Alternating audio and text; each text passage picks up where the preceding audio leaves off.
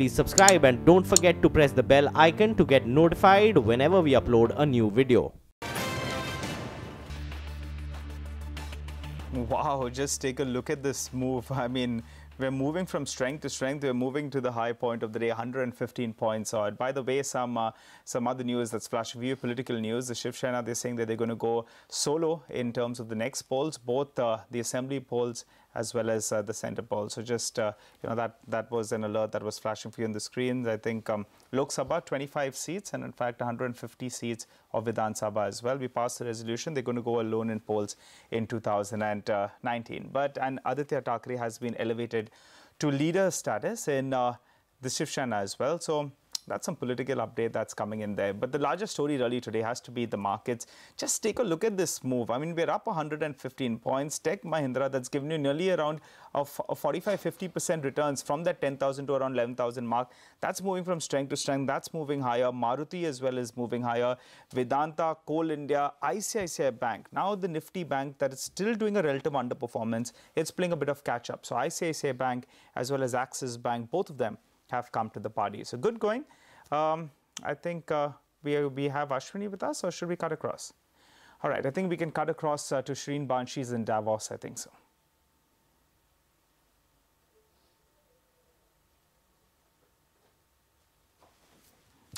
Well, we're starting things off here at the World Economic Forum's annual summit with the global CEO of Deloitte, Puneet Ranjan. Thanks very much for joining us here on CNBC Tv18. It's not a bright morning, though. It started to snow already. But you were part of the dinner that the Prime Minister hosted at the India reception with global CEOs as well as Indian business leaders. What was the big takeaway? The real confidence in India and the confidence in the government. It was a fabulous dinner. The meal was excellent, and of course the bilkul ghar ka khana. But the Prime Minister was really very eloquent in talking about why India is resurgent, and the CEO certainly agreed with that. Okay, since we're talking about the India story, what's the plan for India? On behalf of Deloitte, you've just done a deal with BMR in India. So what more can we expect now? We've been in India 125 years. We expect to be there for a very long time. We've got 42,000 people. We will grow to 70,000 in the next couple of years. For us, India is not a cost arbitrage play. It's a talent arbitrage play. And so India is incredibly important for us, not only to serve India, but also to take advantage of the next industrial revolution, Industry 4.0. Since we're talking about Industry 4.0, I want to bring up the Deloitte Readiness Report. And it's interesting because India is actually the outlier there. So when it comes to confidence about being able to A, embrace Industry 4.0, and B, the impact of what it could do in terms of jobs, in terms of the social fabric, Indian CEOs not particularly optimistic. In fact, they believe it will be far more disruptive than the global counterparts. Well, let me start with the global report. First, Industry 4.0, it's really the confluence of the physical and the digital world, enabled by key technologies, key different ways of doing business, different ways of actually doing work. What we found was that there was great optimism across the globe. 87% of 1,600 C-level executives believe that the next industrial revolution will bring great stability, great equality. The Indians were outliers, the Indian CEOs were outliers. But there's a dichotomy, not just in the optimism, but also in their ability, their readiness to actually take advantage of what is about to happen. As an example, social impact. The CEOs believe that 66% of them believe that public companies are going to lead in trying to bring equality in the world. And yet, only 25% of them believe that they are ready. Their companies are ready to actually step up. So it was a very interesting report, both in terms of the optimism, but also the dichotomy that there's a lot that still needs to be done. But speaking of global optimism, and at this point in time, the global recovery is gaining more momentum and more strength.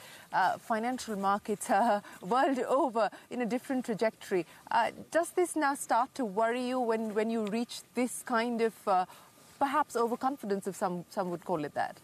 I think the recovery is very secular, and it is also across the globe, as you said, both certainly in the developed countries like the United States and in Europe, but also in the real growth countries like India. India is projected to grow at nearly 8%, and we're very bullish on India.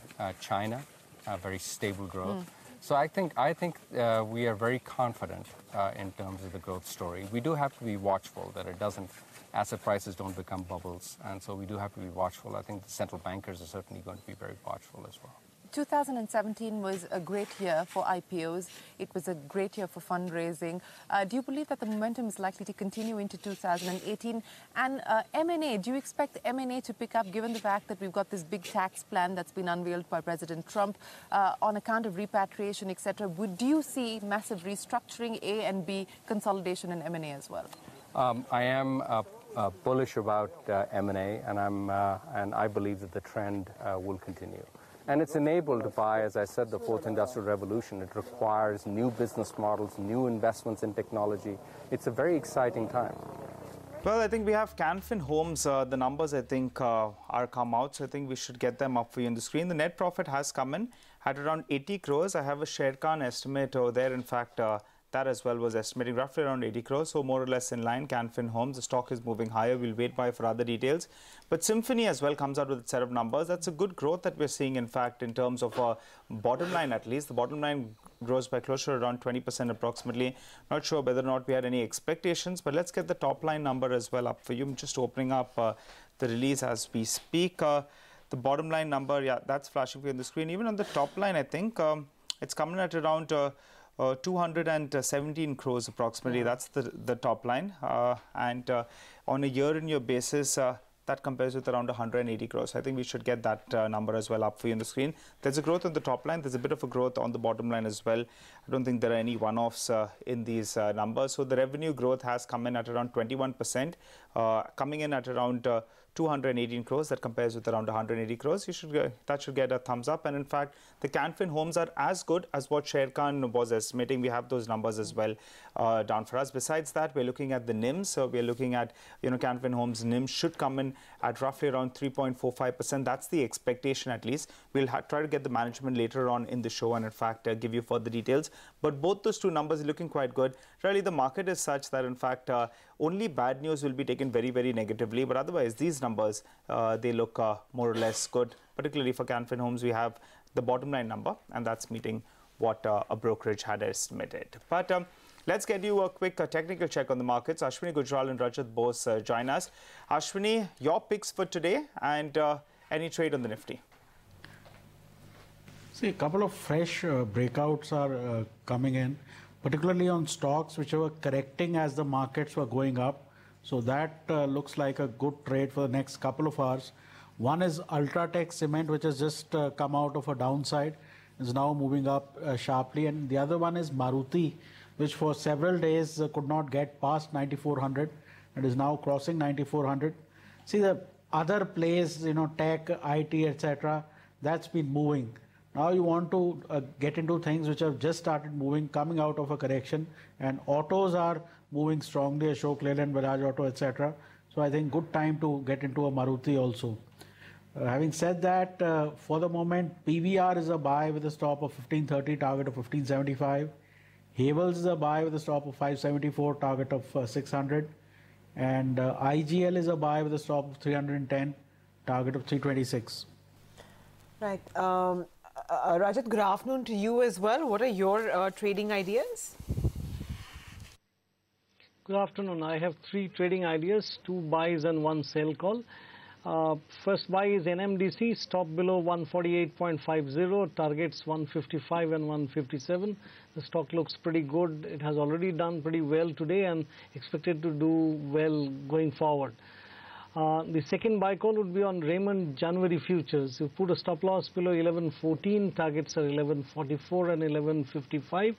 And finally, the sell call on TVS Motors. It has already started going down since when I sent it to your desk.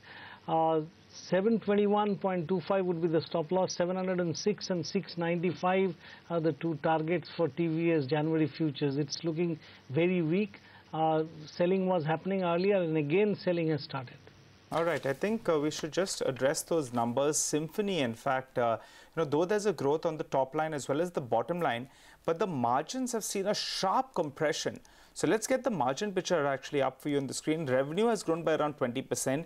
The EBITDA has seen a degrowth, I think. That's what our ticker team was flashing on the screen. So let's get that up for you on the screen. I think that explains why, in fact, the stock, after initially reacting just to the bottom line and the top line numbers, it's seen a bit of a downtake from the top. I think we should try to pull up those numbers as well, the EBITDA number as well as the margin number. For the time being, I think. We count down now to the union budget. The market is hitting fresh records. Lata Venkatesh caught up with Cesar Mastery of Goldman Sachs to talk to him about what he's expecting from the budget as well as the outlook on the emerging markets and what fund managers are buying in 2018. So we are actually quite positive the growth story globally, in emerging markets certainly, but India specifically. I think last year we had a couple of implementations, obviously, domestically in India, including the implementation of GST. You had the effects from the demonetization sort of earlier in the year of 2017. So I think having sort of passed those one-off slowdowns in growth, let's call them, we see a pretty smooth path for GDP growth to pick up in India to the mid-sevens for the calendar year of 2018. So we are quite positive there. I think another important aspect here when we think about emerging market corporates, which is very different from what we see in the U.S. specifically, is profit margins or operating leverage. That effectively across the emerging universe, you've seen profit margin declines over the last few years as growth slowed. And in the last sort of 12 to 18 months, with top-line growth picking up, we're now seeing an improvement in profit margins. That's already happened in some parts of technology in particular, but there are a few countries, and again, India is one of them, where profit margins had come down and only now are starting to recover. So in the macro landscape of strong growth in 2018, we see sort of outsized earnings growth, looking at about 18% earnings growth for Indian corporates in calendar year 2018. Cesar, are you putting any fresh money to work in India? And would you have any sectoral preferences? Yes. So to be clear, India is absolutely an overweight market. I do think heading into 2018, the dynamics will shift slightly compared to last year. What I mean by that is last year was a great year for fixed income, obviously, in the Indian market, and you saw a huge amount of inflows, I think somewhere in the order of about 20 billion coming into the fixed income market. In part, that was buoyed by, obviously, very low inflation, also caused by low food prices. I think some of that starts to fade as we look into next year. So clearly, I think 2018 will be more equity-centric. To be clear, we have a price target on the Nifty of 11,600. So I think obviously things have moved a lot, but we're still about 6% or 8% shy of that target. So we still do see upside. In terms of the sectoral composition, again, I think this is a thematic issue across emerging markets more generally, but we would tend to rotate into some of the domestic growth-oriented names. Now, in India, you have a few of the industrial companies, some consumer companies that we like on that theme, but I think also some of the banks. And obviously, the recap program of last year should help that domestic flavor as well. Okay. Well, you all have been speaking about a Nifty target of 11,600. That's your upside target. Do you have a downside target as well, or a downside likelihood? Well, we don't have downside targets because we do think things will be moving higher. But I do think if you look sort of historically, it's very regular that EM equities have a 10% correction during some time of the year. In fact, 2017 was basically the first year since I think the mid-1990s where we didn't see a 10% contraction at some point during the year, and then obviously subsequently you can recover from that. But so if you're generally concerned about market pullback risk, I would say 10% is usually the right amount of magnitude. The most important question, we have the big union budget next week. As an investor here, what is your biggest expectation from the budget? In general, we obviously look for the distribution of sort of capital expenditures, expenditures more for growth as opposed to subsidies. That tends to be things that are more market friendly. But again, I would really kind of point your viewers to look globally on this issue. Fiscal dynamics in EM are basically one of the areas that have not improved so much. Growth has improved, inflation has improved, meaning it's come down in most of the economies. Current account balances, trade balances have improved dramatically. India is certainly an example of that. But the fiscal balances are, I want to say, sort of secondary in nature at the moment. Fiscal dynamics become a big issue when you come into a growth slowdown, and then we worry about how much room the government might have to act counter-cyclically. But in the current environment of a very strong global growth tailwind, I don't think the fiscal dynamics are actually the most important issue facing the market. More details now emerging on Canfin homes in terms of their asset quality. It seems like there's just a tad bit of deterioration on the gross NPA front, but the net NPAs have seen a bit of a spike, but still now up now at about 0.25%. But let's take stock of what's happening in the commodity universe. Manisha Gupta is here with a quick roundup. Manisha. Thank you so much for that, Sumaira. I want to talk about an agro commodities, which of course impacts the stocks a lot as well, and that is the sugar prices. They're trading below 30 rupees per kg for a consistent third or fourth day today, especially in the Maharashtra markets here. Of course, the output is much higher as compared to last year in Maharashtra and UP, the two major producing areas here. But apart from that, the concerns are quite a lot. I mean, of course, we are looking at higher crop, even as the government has come out with a lot of measures that doesn't really seem to be helping the prices right now, because we are looking at a surplus not just in the Indian markets but the global markets as well. So the prices that you're looking at, 29.40 per kg, is the lowest since 2016.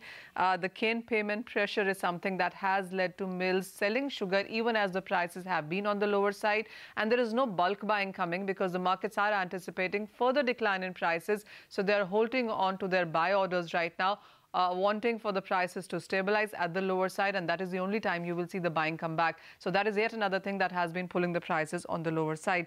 Current year output estimates are much higher, actually nearly 23% higher from the last year, and that's yet another reason that you have seen that constant pressure come in for the prices. We also have the expert with us to talk about the strategy. Sumit, hi. What is your sense when it comes to the commodity space? Of course, the sugar stocks have been declining, so has the sugar prices been. There has been a pressure on the mills. Anything that you're picking up in that sector? Hi, Manisha. Good afternoon. Well, as far as sugar is concerned, sugar is looking weak only. At present, we don't see, we are not seeing any volumes in the commodity itself, but overall the trend is looking bearish, and from here on there is a possibility that we might see a dip of around 80 to 100 points more on lower side. As far as other agro commodities are concerned, soybean is looking good to me. It has given a good move, and from here on there is a possibility that we might see a good upside move in soybean prices. From the current price of 30 levels, we can see a move of around 150 to 200 points on higher side. That means on higher side, 3700, 3750 levels can be visible in next couple of weeks. So I think one can initiate long positions in soybean at current market price. Or if there is a dip of around 30 to 40 points, then that should be used as a buying opportunity. Well, absolutely. Trading at a 17-month highs for soybean, and we've seen prices gain about 12% in last 1 month itself.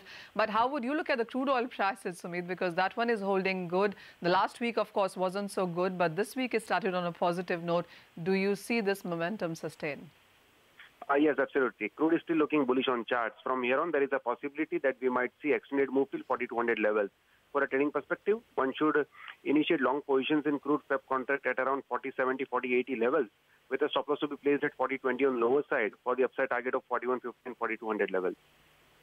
All right, Sumit, Manisha, thanks very much